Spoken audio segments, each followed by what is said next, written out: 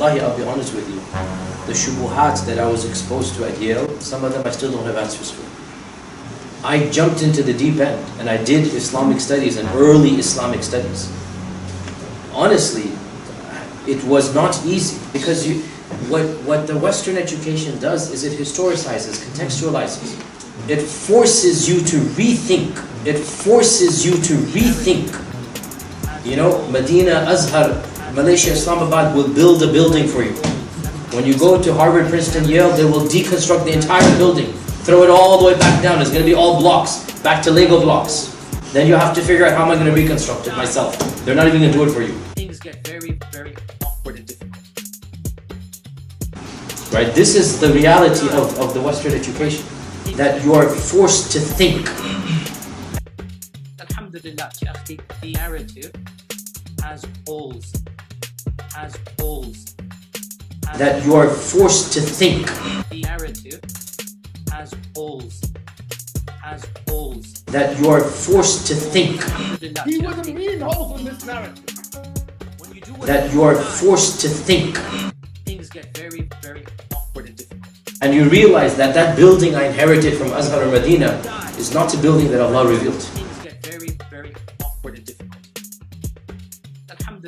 And so what has happened, and I've seen this myself, many practicing Muslims have gone into these programs and come out agnostic. And even for me, I had to draw a line. And that line for me was the Quran.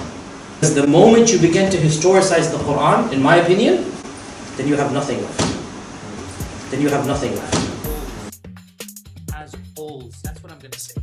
The narrative has holes. Then you have nothing left. Has holes. The narrative has holes. I'm being honest with you guys. I'm being honest with you guys. If you begin to historicize the Quran, then really, why call yourself a Muslim? If you do go on this route, then honestly, like I said, you have no stability left at all. The narrative has holes. So it's a very difficult... Now, where did I get this line from? It's not scientific, I have to admit. I consider myself to be somebody who researches everything. Islam is all about submitting.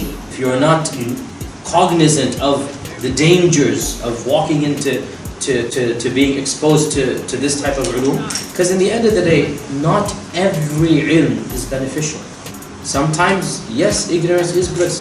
Sometimes, yes, ignorance is bliss. I consider myself to be somebody who researches everything. Wallahi, I'll be honest with you. The shubuhat that I was exposed to at Yale, some of them I still don't have answers for.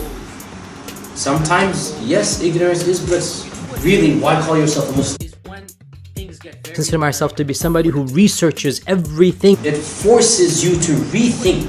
Sometimes, yes, ignorance is bliss. Very awkward and difficult. Alhamdulillah, the narrative has holes.